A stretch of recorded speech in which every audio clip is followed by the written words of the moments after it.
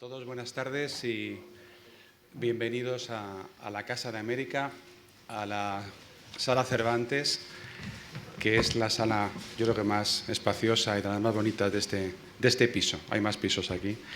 Y se llama Cervantes, con lo cual creo que es una buena introducción para hablar de literatura. Hoy estamos aquí para oír la presentación del libro de Manuel Trillo, que va a presentar el periodista José María Carrascal.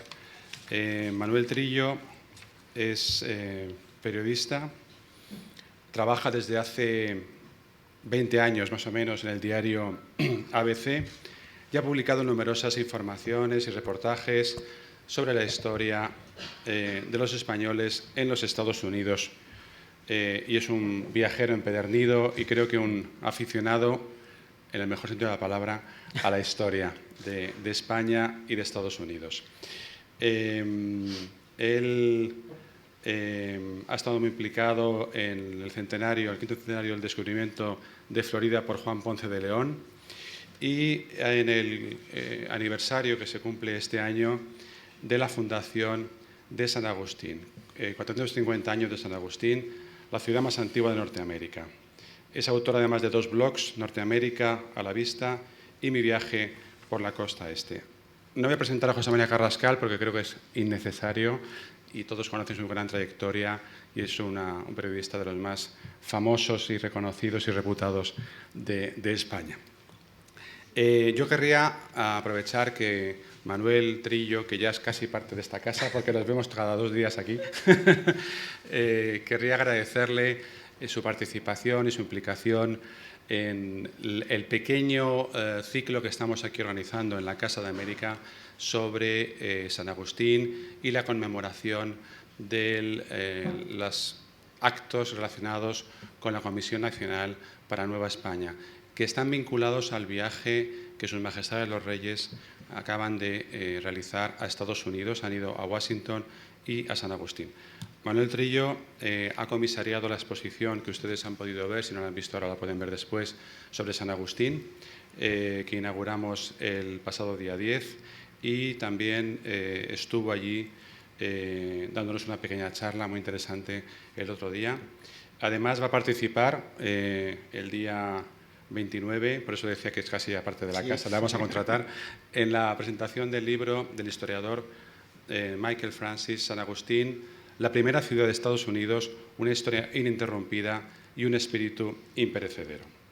La costa de los rebeldes, que es el libro del cual van a hablar hoy, y lo hará mucho mejor, por supuesto, el señor Carrascal, es el primer libro del autor, si no me equivoco, y es la crónica de un viaje, creo que fascinante, por los escenarios de la costa este de los Estados Unidos, desde Boston hasta los Cayos de Florida. Así que les deseo a todos una buena velada y agradezco otra vez tanto al señor Carrascal como al señor Trillo su presencia en esta casa. Gracias. Muchísimas gracias.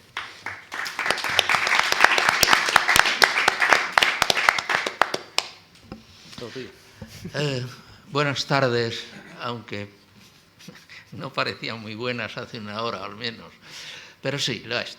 En Madrid todas las tardes son buenas y las noches. El libro que tienen ustedes en la mano y que van a leer es un multilibro. Es un libro de viajes, es un libro de aventuras, es un libro de gentes, sobre todo de gentes. Están apareciendo personajes constantemente en ello, los más diversos. Aunque creo notar una cierta empatía a la gente joven, un poco hippie, en él. Pero también hay personas mayores, personas retiradas, que desgranan su experiencia. Es un libro de geografía y un libro de historia, sobre todo de historia norteamericana. Eso es, pienso yo, la mayor aportación de este libro. O sea, que el lector que se adentra por él y lo termina, porque son un montón de páginas densas, muy densas. La acumulación de datos es enorme. Pues se han enriquecido al finalizar, sabiendo muchas cosas que no sabía. Y yo soy el primero. He vivido 24 años, que ya se dice, los 24 años de mi vida en Estados Unidos. Sigo yendo, sigo viviendo, sigo teniendo piso en Nueva York y paso los otoños y las primaveras allí. O sea que no puede decirse que sea un inexperto en Estados Unidos. Sin embargo, he aprendido muchas cosas en este libro. Y lo primero que se encontrarán, que les sorprenderán, como me sorprendí yo, es que los Estados Unidos es un país distinto a todos. Yo venía de Alemania, donde había pasado 9 años, en Berlín, en el Berlín de antes del muro y después del muro, y tenía la idea, aunque ya conocía los Estados Unidos, pero solo de viajes allí, no de vivir allí, de que los Estados Unidos era una especie de gran Alemania, de una enorme Alemania, una Alemania sobredimensionada, nada más raro. Ya al segundo día me di cuenta que cuando salí, un 23 de abril de 1966, recuerdo, con unos chaparrones como cae allí el agua a cántaros, por la noche cuando salía a desayunar por la mañana y me metí en el primer coffee shop, dije, esto se parece más a España que a Estados Unidos, por una cosa muy simple, porque eran las 10:30 de la mañana, y a las 10:30 de la mañana, en el año 66, en los cafés alemanes no hay nadie. Ahora sí, ahora no hay nadie, todo el mundo está trabajando. Y en España sí que hay gente en los cafés a las 10 de la mañana, y en los Estados Unidos también. O sea, ya me di cuenta de que aquel es un país que no se parece a nadie, y tampoco a España, en absoluto. Es un país, y en esto el libro da cuenta de ello, es un país continente. ¿Qué quiere decir esto? Es un país enorme, grande, en el que hay de todo. Hay montañas, hay valles, hay ríos, hay 2 costas a 2 océanos, hay unas extensiones inmensas, llanuras inmensas, hay mesetas, y todo es grande, todo es grande. La verdad es que la amplitud de aquel país es asombrosa, sobre todo. Yo entiendo perfectamente a los primeros europeos que llegaron a Estados Unidos, acostumbrada a su vista y su percepción a los límites de Europa, porque en Europa uno se sube a un montículo y ve un río, un lago, una montaña, incluso un pequeño bosque, es decir, todo está allí, es pequeño. En Estados Unidos solo se ve una cosa, es decir, hay veces que se pone uno al lado del Mississippi y solo ve río, aquí no ve la otra orilla. O en el Seandor, bueno, los parques nacionales, solo ve una cosa. La playa de Jones Beach en Nueva York tiene 14 kilómetros. Es decir, 14 kilómetros de largo y de ancho 500 metros. Es decir, que en verano deja uno el coche en el aparcamiento y se echa a andar y llega a la orilla del mar cansado, porque se ha tirado 500 metros en una arena muy caliente. Es decir, todo es grande. Es un país y la variedad en climas, y esto lo notarán también en el libro, cómo va cambiando conforme Manuel coge prácticamente desde la frontera con Canadá, New Hampshire, y a lo largo de la costa hasta llegar a Florida, va cambiando el clima, la naturaleza, el paisaje y el paisaje. Y es que realmente es un continente. Estados Unidos es un continente. Y no solo porque lo formen 50 estados. 50 estados. Es un continente porque tiene la amplitud y la riqueza de un continente. Tiene una potencia agrícola contra lo que generalmente se cree la mayor fuerza de Estados Unidos es la agricultura. Es allí donde se industrializó la agricultura, donde se empezó a explotar el campo industrialmente. Pero la industria norteamericana no les digo nada. Y el entertainment, Hollywood, la industria del entretenimiento o Broadway, eso van muy adelantado. O sea, es un país continente, y ahora me ha venido a la cabeza un chiste que se contaba cuando llegué yo aquí. Creo que ahora ya no se cuenta. Yo llegué a Estados Unidos, repito, en los años 60, a mediados, en 66, como he dicho, y se contaba un chiste de la guerra. Todavía la guerra mundial estaba muy presente en la memoria. Había habido después la guerra de Corea y la guerra de Vietnam, pero la guerra mundial también. Y se contaba el chiste de que a los soldados tejanos que iban a hacer el desembarco en Normandía para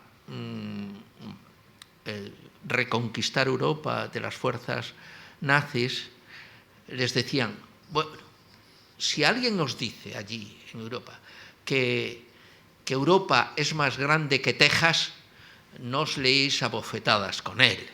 No os leéis a bofetadas con él, porque aunque sea verdad, que no es verdad. Quiero decir, indica, y es verdad, hay estados norteamericanos, hay estados muy pequeños, Rhode Island, por ejemplo, pero hay estados inmensos en todos los sentidos. Es decir, California es económicamente, si fuera independiente, el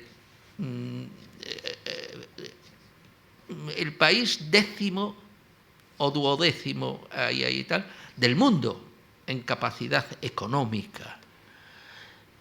Pero no tengan miedo, los californianos no quieren separarse de Estados Unidos. Luego, pero sin embargo, con toda esta variedad inmensa de climas, de paisajes, de industrias, no creo que haya ningún país que esté tan unido, que sea tan compacto espiritualmente, incluso humanamente. ¿Por qué? Le he dado muchas vueltas al asunto. He tenido tiempo en esos 24 años que he vivido allí. Es verdad. Y he llegado a la conclusión de que es que los Estados Unidos es el único país, la única nación del mundo que es una nación artificial.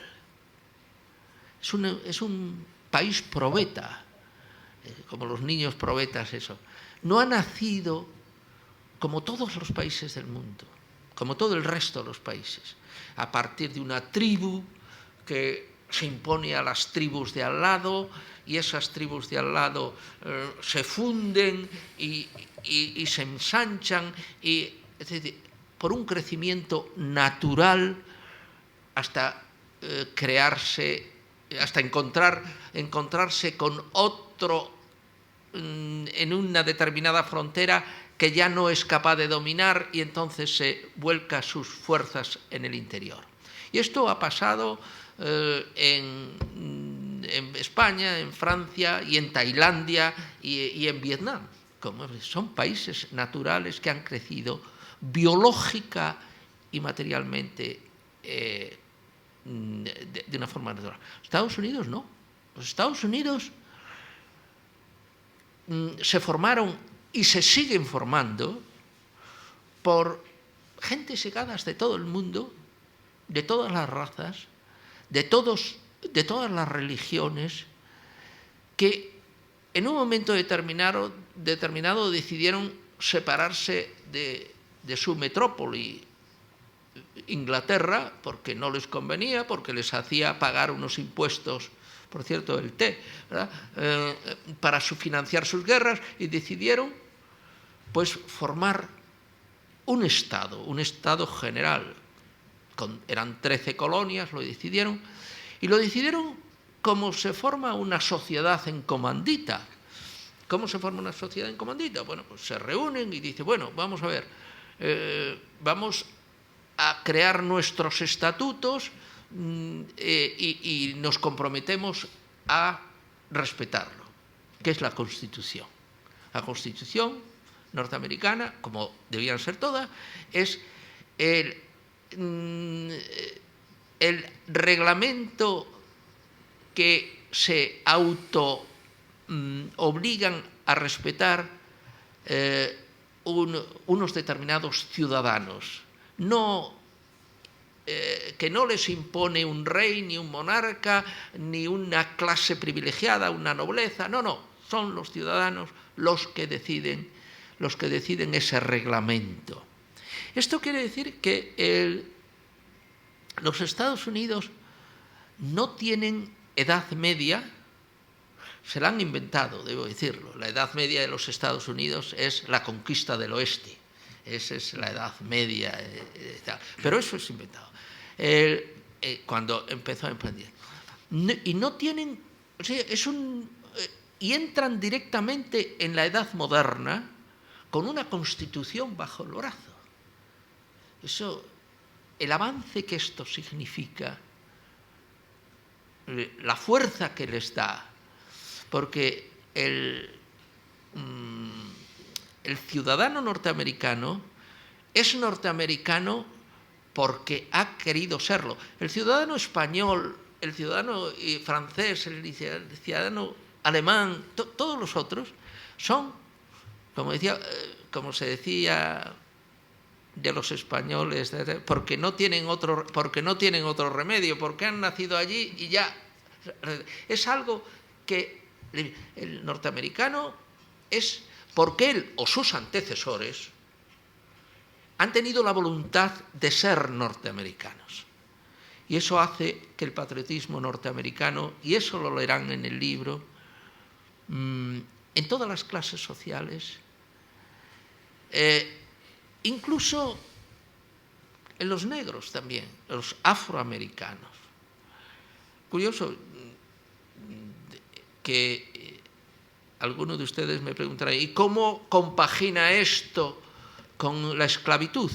Bueno, es verdad, hubo un segmento de la población norteamericana que no fue allí porque quiso, como todo el resto de los emigrantes, sino que los trajeron como esclavos y hasta bastante después, hasta la guerra de la secesión, no fueron desesclavizados, siguiendo en el sur, en muchos casos, en unas condiciones de desventaja grande y de discriminación enormes en las escuelas, en los tranvías, en las fuentes públicas. Bueno, pues de todas formas, el negro norteamericano, excepto aquello que pasó durante la revolución cultural de los años que yo viví y tuve que escribir en los años 60 final, con aquel Black Power y aquellos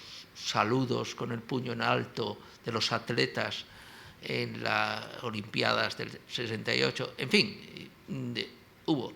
Pero si se les rasca un poco, incluso el negro norteamericano, y no digo ya nada el americano medio, no hay ningún país donde se vean tantas banderas, donde los días de fiestas nacionales se respeten y se sigan de una manera tan íntima y tan profunda como ello. O sea, a pesar de esa diversidad, a pesar de lo que he dicho, de esa artificialidad de ser un país probeta, sin embargo, el patriotismo es mayor que yo creo en ningún otro país del mundo. Y he conocido bastantes. Y esto se ha mantenido. Y se ha mantenido ya en esto, el libro de Manuel, yo puedo porque cuando él lleve 24 años podrá decirlo allí viviendo. Por una cosa muy simple, que se ve que la Constitución norteamericana es la misma hoy que la que se dieron los padres fundadores en Filadelfia. Es la misma. Le han hecho enmiendas constitucionales, pero la Constitución es la misma. Es decir, Estados Unidos ha mantenido un cambio constante manteniendo lo fundamental. Los principios fundamentales en que se basó solo los han ido perfeccionando. O sea, en este sentido es una revolución permanente, que no le llaman revolución, le llaman. Les pongo un ejemplo.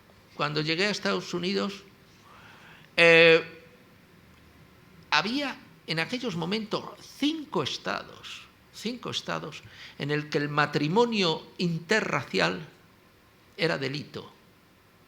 O sea, si se casaba un negro con una blanca o una blanca con un negro, iban a la cárcel en 5 estados. Imagínense usted, yo me quedé, pero ¿cómo es posible? Pues sí, era así, porque aquellos estados lo decían. Y hoy tienen un presidente negro, que no lo tenemos en Europa, ¿no? No hay un gitano presidente de Francia o aquí en España. O sea, la capacidad de evolución de los Estados Unidos. Yo he conocido en esos, desde el año 66 al 90, que regresé a España, tal, he conocido varios Estados Unidos. He conocido los Estados Unidos de la guerra de Vietnam y del asesinato de los Kennedy, los Estados Unidos de la revolución cultural, aquella tremenda. He conocido del Watergate, que fue también de la revolución conservadora del presidente Reagan, y he conocido después, ya, porque yo dejé al presidente Bush, ya fue Bush, he conocido ya más tangencialmente lo que ha venido después. En fin, lo de las Torres Gemelas y esa especie de, y esto es otro asunto que no voy a entrar, el retirarse de primera línea que está ocurriendo actualmente. Esto quiero solo decir, aplicar y algo que aparece en el libro también, sin darte cuenta tú, y es la generosidad de los norteamericanos. Tienen los americanos fama, sobre todo, de ser hombres, bueno, eso de, si te mueres en la calle en Nueva York, nadie te mira y te puedes morir en plena calle. Bueno, pues conoce muy mal. Es el pueblo más generoso que yo he conocido, es decir, es el pueblo más patriótico, ya he dicho, y el más generoso. Es verdad que el dinero tiene en Estados Unidos un enorme valor, pero valor no es un valor material el dinero, es un valor más que nada humano. Iba a decir espiritual, pero parece que hay contraposición. Quiero decir, cuando un norteamericano quiere decir cuánto dinero tiene alguien, una persona, dice, he or she is worth, ese tiene $1 million. O sea, nosotros decimos, tiene $1 millón. Ellos dicen, él vale $1 millón. ¿Por qué lo dice? Es decir, él ha ganado $1 millón. él ha hecho, ¿por qué se supone? Ha hecho el esfuerzo y a lo mejor ha tenido la iniciativa, ha tenido la tenacidad de conseguir $1 millón o 20 millones. En ese sentido, ¿por qué todo norteamericano o es inmigrante y ha llegado sin nada, o es descendiente de inmigrantes? Y esa primera, y el haberlo conseguido, he or she made it, lo ha conseguido. Lo ha conseguido es muy simple. El haberlo conseguido para el norteamericano es tener una casa, tener un coche en el garaje, tener un pollo en la cazuela y tener los chicos en el college, los hijos en el college. Eso es el ideal, ese es the American Dream, el sueño americano. Entonces, esa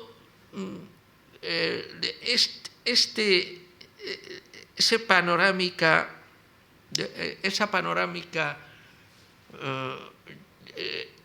que impera, que he descrito, impera desde el norte hasta el sur, desde el este hasta el oeste, porque son los valores que aquella sociedad ha impuesto.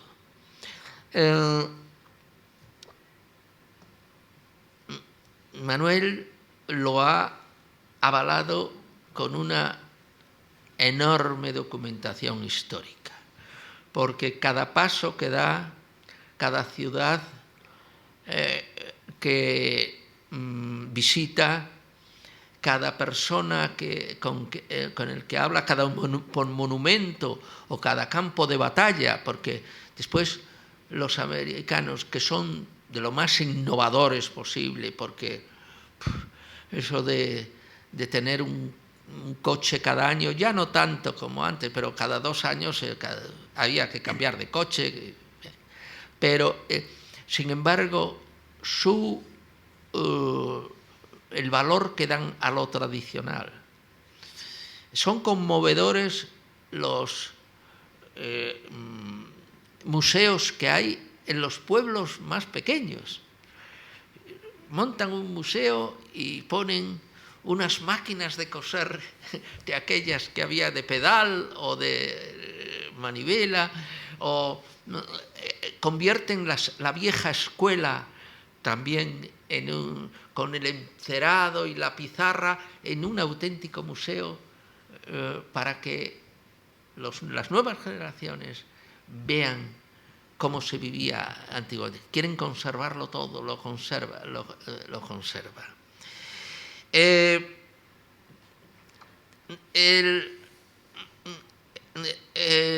Este viaje, naturalmente, descrito, se queda circunscrito a la costa este.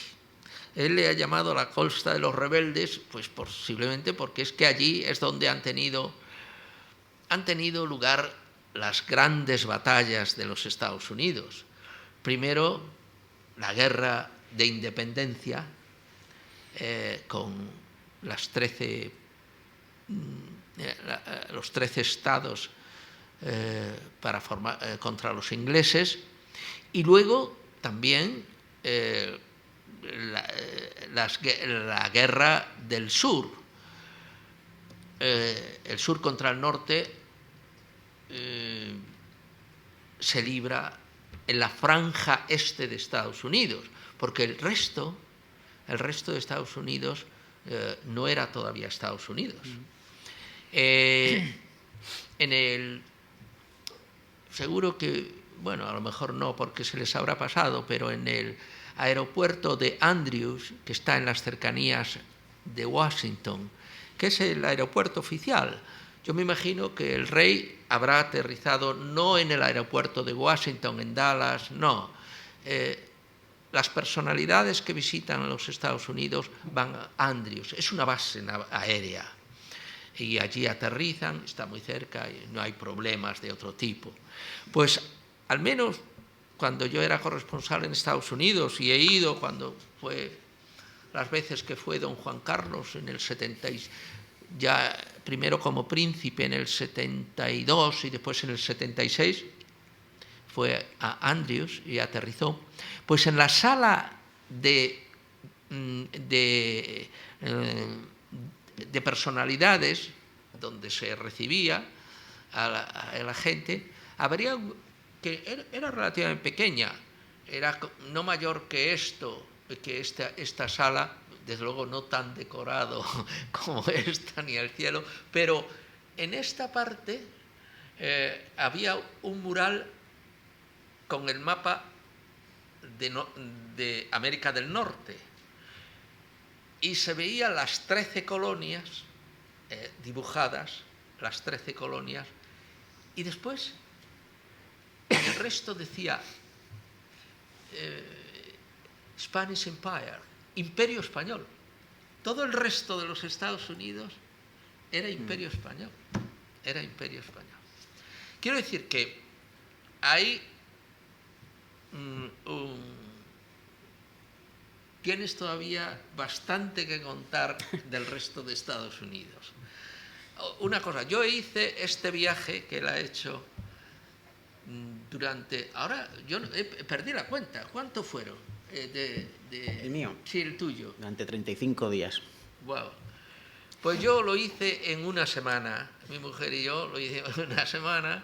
En el año 72, la convención demócrata se celebraba en Miami, y le dije a mi hijo, oye, qué ocasión más buena, nos cogemos el coche en Nueva York y nos vamos por la 91, que es la 95.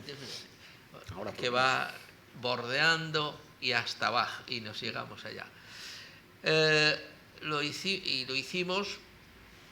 La sencillez allí, una de las cosas que asombra de Estados Unidos es lo fácil que es todo. Después puedo contar. Bueno, llamé a los Howard Johnson. Los Howard Johnson eran unas cadenas de hoteles, restaurantes famosos porque tenían la arquitectura de ellos era siempre la misma, unos tejados rojos, con una especie de tejado rojo de un piso, quiero decir, solo una planta baja, que uno llamaba, yo quiero y tal, me cogí el mapa y dije, bueno, ¿cuánto tal? Calculé lo que me costaba y estaba pobladísimos de Estados Unidos. Me hice y nos fuimos, según íbamos bajando, era en julio, y sin ningún problema, llegando, ya ni siquiera hacía falta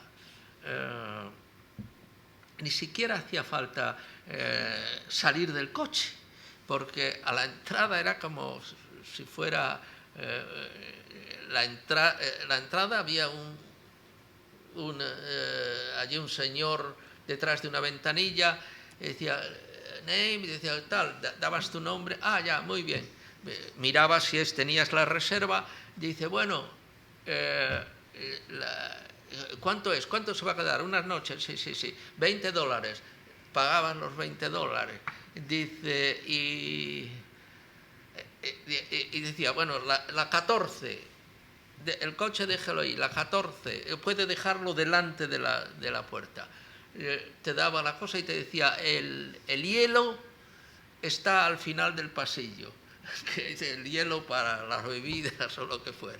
Y de esta forma nos recorrimos la costa, he reconocido, bueno, algunas cosas, la vida de Chesapeake Bay, Shepherd Bay, ese es uno de esos, unos puentes de 20 kilómetros de largo, es decir, que dice, pero oye, tú y ves agua a un lado y a otro y vas con el coche y no ves la otra orilla y digo, ¿cuándo va a acabar esto? Y etcétera, etcétera. Cómo va cambiando también, pero no tanto como aquí, la cocina y la cocina. La verdad es que me he quedado uno de mis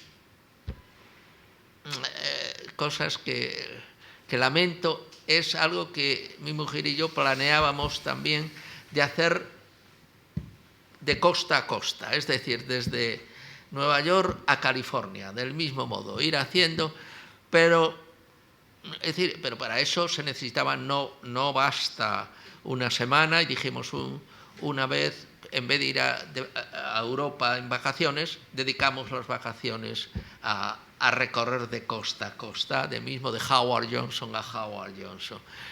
Pero bueno, se presentó lo de la televisión y ya no lo lo haremos, porque yo no me tiro 7.000 kilómetros en carretera, por mucho que sea. Pero bueno,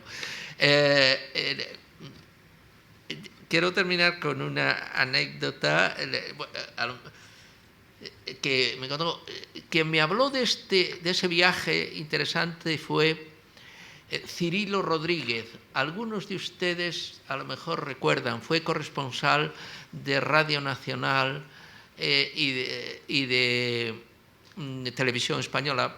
El tiempo de Hermida, llegó junto con Hermida, pero era de Radio Nacional más bien. Y él, un chico soltero, excelente compañero, y me contó cómo él, siendo estudiante, se había recorrido de costa a costa Estados Unidos con un presupuesto mínimo, tan mínimo que no llegaba a los $500. ¿Y cómo? Dice, sí, me compré un billete del Greyhound, del galgo gris, de $90 por un mes. Es decir, y entonces podía hacer todos los viajes que quisiera. Y nada, me lo planeé y viajaba de noche. Es decir, él se montaba y ya tenía los lugares que quería ir. Bueno, pues de noche, de aquí hasta allá. Dormía en el autobús de noche, llegaba a la ciudad, iba con no era maleta, una pequeña maleta. En la estación, las estaciones de la compañía del galgo, lo habrán visto ustedes, un galgo que está saltando gris, pues estaba provista de todo, hasta de duchas. Dice, ya va allí, me afeitaba, tal, en una taquilla dejaba la maleta y me dedicaba a visitar la ciudad, tal, o el pueblo, o el campo de batalla, y por la noche volvía, sacaba mi maleta y me montaba en el autobús. O sea, que el autobús le servía de hotel y de medio de transporte. Y así él se llegó a... ¿Estás dando ideas para el próximo? Debo decir que esta compañía, por desgracia, yo diría que era más americana que los McDonald's, porque era más antigua. Ya no existe, ya no se pueden hacer esas cosas. Bien, yo no sé si he hablado más de mi experiencia que de la tuya, pero lo que has añadido a esta panorámica que he intentado hacer de ese país tan distinto que son los Estados Unidos es su historia, que también es distinta a todas. Los norteamericanos es que aprenden con la experiencia. Yo les he visto aprender la experiencia en en muchos casos, en bastantes casos, no siempre, pero sí. Y una cosa que lo que más me asombra de ellos, no sé si a ti, es que siendo los Estados Unidos de hoy tan distintos de los que conocí en 1966, sin embargo, su esencia es exactamente la misma. Exactamente la misma. Qué delicia el saber que reaccionarán siempre lo mismo, que los americanos mantienen sus valores y sus defectos también, pero sobre todo sus valores, y que han ido perfeccionando ese país hasta convertirlo, bueno, pues ya lo hemos visto, en el Salvador de Europa 2 veces el siglo pasado, en el que más ha aportado para la generosa ayuda a los necesitados, y también el que más vidas ha dado por otros países. Hoy están un tanto cansados. El peso de la púrpura ha sido tremendo para ellos, pero pienso que el optimismo que hay allí y la capacidad de regeneración que tienen, se habla mucho de la decadencia de los Estados Unidos. Yo no la veo. Todo lo contrario. Pienso que si hay una nación capaz de resurgir de sus caídas, que no han sido tantas, en fin, la última, la crisis económica, está ya completamente fuera, pero si hay un país que puede salir de la crisis que hemos pasado o estamos empezando a pasar en Europa, son los Estados Unidos. Estados Unidos, el problema es, y esto sí que es grave, que el resto de los países no son como los Estados Unidos. O sea, que nosotros seguimos muy anclados, nosotros, y al decir nosotros estoy hablando de los europeos perfectamente, seguimos demasiado anclados en nuestras taras, lo digo abiertamente, en nuestros prejuicios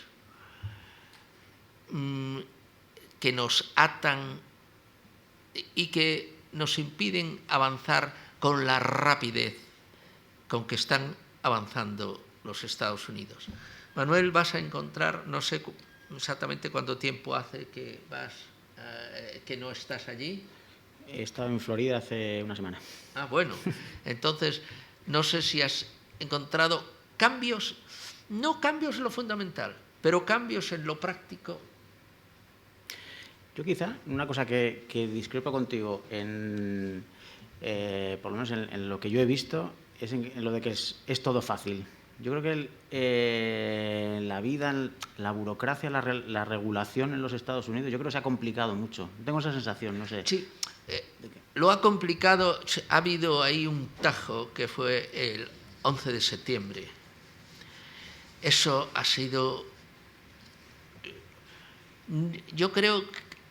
Yo viví allí y tuve que escribir, no la guerra de Corea, pero sí la guerra de Vietnam, que fue una derrota tremenda. La guerra en Vietnam fue una derrota. Aquella imagen del helicóptero sacando a los empleados de la embajada de Saigón. Bueno, pues no pasó nada.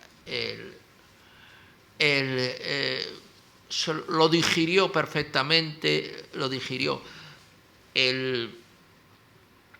los 400 días que la embajada norteamericana en Teherán estuvo ocupada con sus diplomáticos por los iraníes radicales.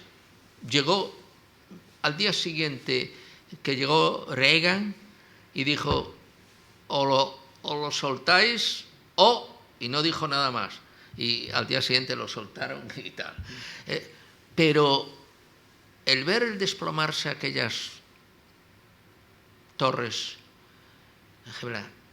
aquel ataque al suelo, algo que no había pasado, el suelo continental norteamericano no había sido nunca atacado dentro, creó un problema grave, y más grave todavía es el problema del terrorismo que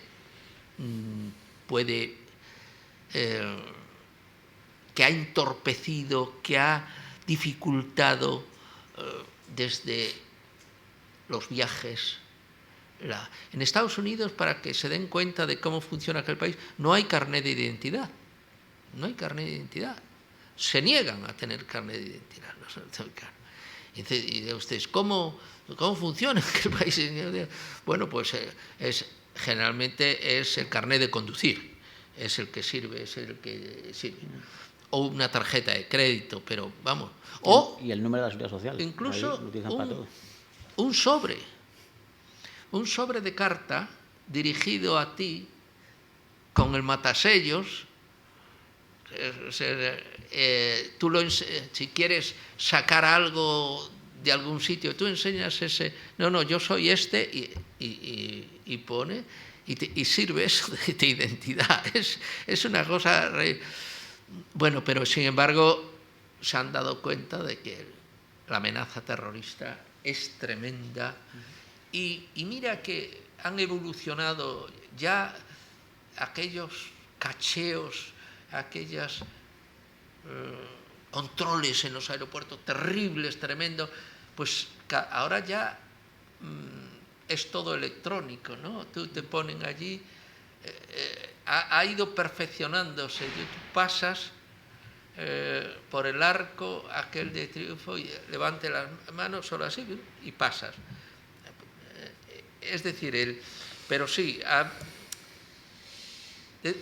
pero ya una vez en el interior, una vez pasado de Nueva York, cuando voy a Connecticut o por allí, y no hablo del interior, Washington sí, Washington es una ciudad hoy en día tomada por las fuerzas de seguridad, ¿no? En el sentido de que temen que ocurra cualquier cosa, pero el resto del país vive. Yo he visitado a amigos en el interior del propio estado de Nueva York, en Albany, no sé si una de las cosas uno de los secretos mejor guardados de los norteamericanos es que la capital de Nueva York del estado de Nueva York no es Nueva York, es Albany. Es decir, no, el gobernador está en Albany. Bien, pues nada, esto es todo. Yo les aconsejo que el libro lo lean con un lápiz para subrayar, porque hay tal acumulación de datos, de nombres, de personajes y de acontecimientos que además está muy bien conjugado el relato personal de las personas que estás encontrando en el camino con el relato de fondo de qué ha ocurrido en ese camino hace 100 y 200 y dentro de poco 300 años. Nada más, muchas gracias. Bueno, muchísimas gracias a todos los que habéis decidido acompañaros esta tarde aquí. Gracias a la Casa de América por habernos permitido utilizar para la presentación de este libro esta sala maravillosa. Y, por supuesto, gracias a José María Carrascal, porque bueno, yo creo que no podía haber buscado un maestro de ceremonias mejor para esta presentación. José María es, en fin, un maestro de periodistas y un referente para todos los que nos dedicamos, desde luego, a esta profesión. Y para mí, yo creo que el libro no podía recibir mejor elogio que el que tú me digas que has aprendido algo con él. Porque, bueno, es una persona que, como has dicho, has trabajado durante 24 años allí en Estados Unidos, conoces perfectamente aquello y bueno, pues yo creo que si me dices eso es que al menos parte del objetivo que buscaba con el libro debe estar conseguido, ¿no? Yo, bueno, voy a ser breve porque, bueno, yo creo que José María lo ha presentado mucho mejor que yo y además, pues supongo que lo mejor es que vosotros mismos buceéis en las páginas y me acompañéis en este viaje por la geografía, efectivamente, de Estados Unidos y por su historia, ¿no? Yo, bueno, pues simplemente, por lo menos alguna reflexión o alguna pincelada. Responder a una pregunta que me hace mucha gente, ¿no? Y es, ¿y a ti por qué esta perra con Estados Unidos, ¿no? ¿Por qué te ha entrado a ti con ese país? Tampoco lo sé, yo llevo viviendo toda mi vida en España, ¿no? No tengo ninguna novia allí ni nada especial, digamos. Pero bueno, tampoco tiene mucho secreto. Yo creo que en España y en Europa en general, pues bueno, los Estados Unidos siempre han estado ahí, pues a través de la televisión, del cine, de la música, como parte de nuestra propia vida, ¿no? Pero al mismo tiempo, vamos, yo siempre lo había sentido así como a un lugar al otro lado del Atlántico al que ir, ¿no? No sé, un destino siempre soñado, ¿no? Digamos. Y la verdad que, pues bueno, durante mis años de estudio en la escuela y en la universidad, pues nunca llegué a hacer ese viaje. Y entonces, bueno, pues me fui quitando esa espina ya, primero con 29 años, con un viaje que hice de costa a costa, pero de aquella vez no se me ocurrió hacer un libro. Y luego, más tarde, con este otro viaje, que simplemente surgió de la oportunidad que me brindó, el que tenía una amiga en Boston, dando clases en Harvard, y me invitó a pasar ahí unos días y, pues bueno, aprovechando la ocasión, coincidió que en aquel momento yo había empezado a leer de la historia de Estados Unidos, porque como yo creo tanta otra gente, la historia de Estados Unidos aquí en Europa y en España en general nos pasa muy inadvertida y hay muy poco interés. Yo creo que por es una cierta soberbia incluso desde aquí, pues pensamos que, bueno, como estos de Estados Unidos pues solo tienen ahí 200 y pico años de historia, pues en fin, ¿qué nos van a contar ellos, ¿no? De su revolución, de su guerra civil? Pero la verdad que cuando empecé a leer sobre la historia de Estados Unidos y la puerta de entrada a esta historia fue los libros, curiosamente, de Isaac Asimov, que posiblemente no sea el mayor experto en la materia, pero desde luego es un tipo que sabe acercar la historia y la ciencia a la gente, ¿no? Y bueno, empecé a leer y coincidió, como digo, que iba a ir a Estados Unidos y me empecé a liar la manta a la cabeza y digo, oye, pues ¿y por qué no voy a conocer, ya que estoy en Boston, por qué no bajo un poco más y voy hasta Nueva York? ¿Y por qué no voy un poco más abajo y voy hasta Filadelfia? Bueno, así fui y al final pues acabé preparando un viaje hasta... Déjalo, lo pongo, ¿no? Y acabé organizando un viaje hasta la punta de Florida, ¿no? Hasta Cayo Hueso, hasta el extremo final, ¿no? Bueno, y yo creo que en el libro reflejo un poco precisamente la actitud con la que yo iba en ese viaje, que era la de ir descubriendo el país y los orígenes de ese país, ¿no? Yo creo que el lector, o eso espero, al tiempo que lea el libro, va a tener un poco esa sensación también de ir explorando Estados Unidos, ¿no? Mi punto de vista no es el de un gran experto en la materia, aunque desde luego el libro, una vez que me empecé a meter con él, pues efectivamente, como tú dices, hice un trabajo de investigación bastante profundo y vamos, me metí para el cuerpo unos 50, 60 libros. O sea, los que aparecen en la bibliografía no están puestos ahí de casualidad, sino que los he llegado a digerir, ¿no?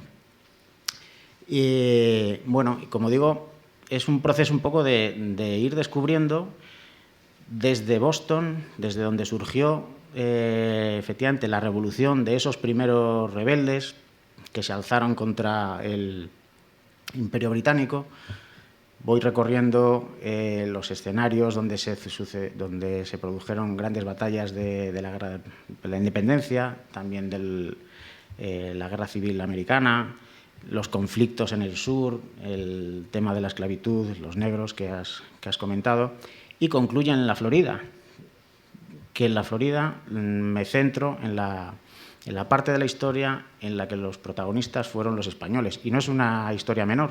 De hecho, estos días estamos conmemorando los 450 años de la primera ciudad de Estados Unidos, que es San Agustín, y que la fundó un español posiblemente muy desconocido para la mayoría de nosotros, que fue Pedro Menéndez de Avilés.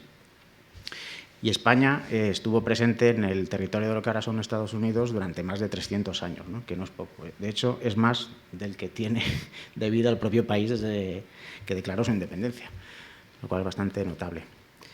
Has hablado tú de un poco de esa fortaleza, de ese patriotismo que tienen los Estados Unidos, y yo creo que es una de las grandes conclusiones que yo he sacado ahondando en esta materia, y que yo creo que el lector la podría sacar también. Que es que la fortaleza que tienen los Estados Unidos, en buena parte, tiene su origen en sus orígenes, valga la redundancia, en cómo se formó ese país. Las 13 colonias que decidieron plantar cara a los británicos no tenían nada que ver en un principio. O sea, era cada una de su padre y de su madre. En aquel momento, quiero decir, a mediados del siglo XVIII, cuando empezó, digamos, la efervescencia revolucionaria, las colonias estaban en disputa constantemente unas contra otras. Se peleaban por avanzar hacia el oeste y entrar en el comercio de pieles en los territorios de los indios. El tema, por ejemplo, de los impuestos, pues no se veía lo mismo en un sitio que en otro. Los intereses comerciales de las distintas colonias eran muy diferentes.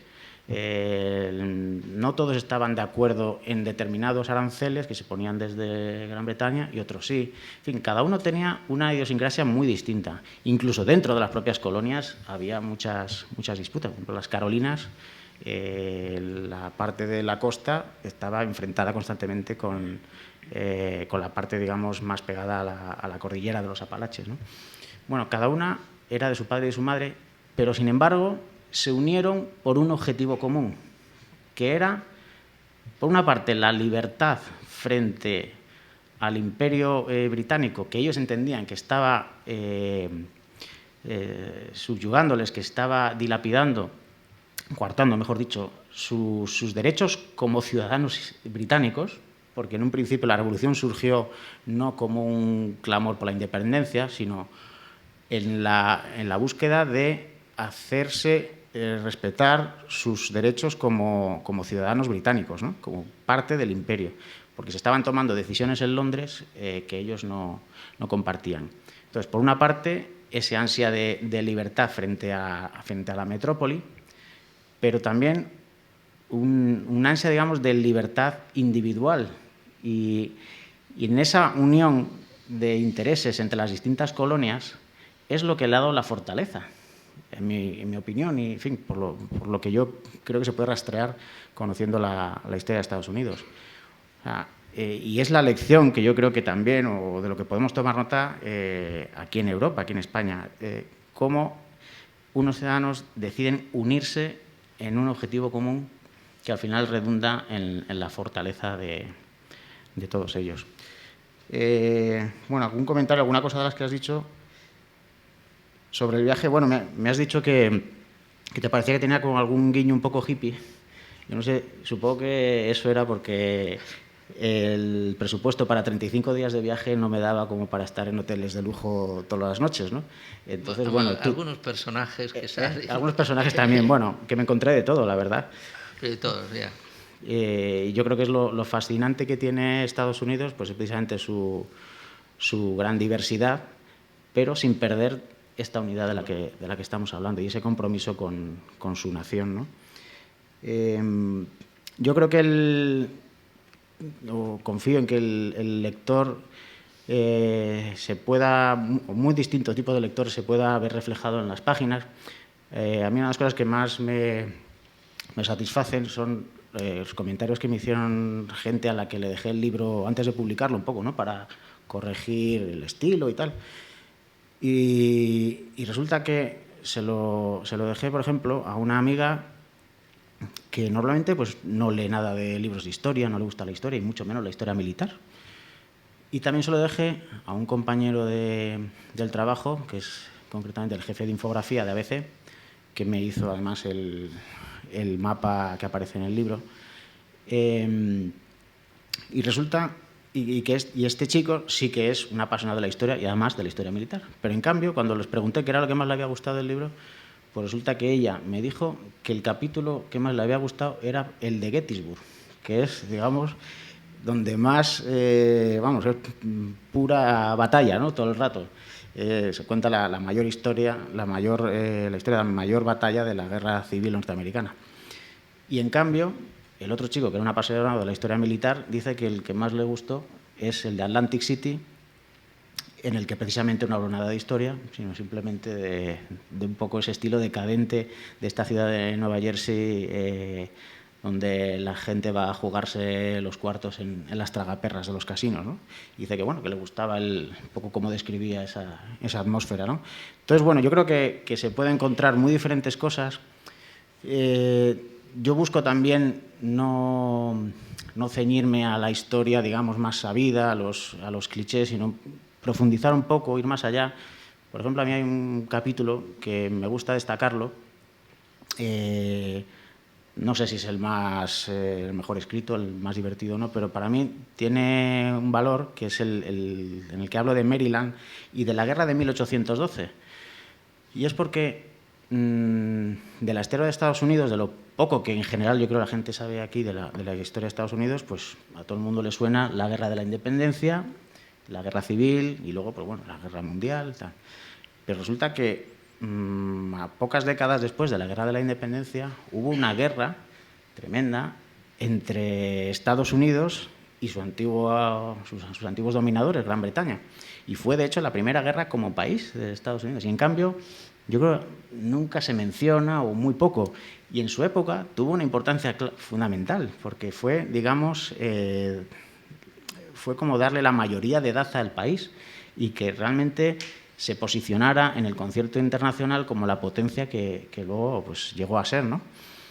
Y, de hecho, en aquella guerra, lo cuento en el libro, de aquella guerra salieron símbolos tan genuinamente estadounidenses como, por ejemplo, el poema, la letra del himno de Estados Unidos. Sale del bombardeo en el puerto de Baltimore y cómo allí pues, había un estadounidense que estaba presenciando cómo bombardeaban el Fuerte McHenry y después de 24 o 36 horas de machacar el fuerte, pues vio cómo a lo lejos en el fuerte seguía ondeando allí un trapo con las barras y las estrellas, ¿no? Entonces, bueno, pues subyugado por aquella visión, compuso la Star Spangled Banner, que es la letra del himno de Estados Unidos. O, por ejemplo, también la archiconocida figura del tío Sam tiene sus orígenes en esta guerra, en 1812. No exactamente con la iconografía que la conocemos con el nombre de la barba, la chistera y tal, pero digamos que el Uncle Sam procede de esa guerra también, ¿no? Bueno, es un ejemplo de cómo pues, intento profundizar o desmontar algunos clichés que hay. También intento humanizar un poco la historia, porque aunque hablamos de los principios, ¿no? de los valores de Estados Unidos, de los objetivos como pueblo, pero al final lo hicieron hombres y mujeres, todo esto lo hicieron hombres y mujeres, que en su vida diaria pues, tenían sus preocupaciones de llegar a fin de mes y lo mejor que podían y sabían, ¿no? Y entonces, pues, por ejemplo, la revolución en Boston, pues no todo eran grandes ideales, sino que también había buena parte de rencillas entre familias o de, en fin, pues un abogado que de repente le habían prometido una cosa, lo prometido se olvida y entonces se cambia de bando y se pone del lado de los contrabandistas, que al final eso pues acaba generando un pulso con digamos, la administración, ¿no?, del imperio. Bueno, pues un poco ese objetivo de humanizar y de poner un poco a pie de calle la historia de los Estados Unidos.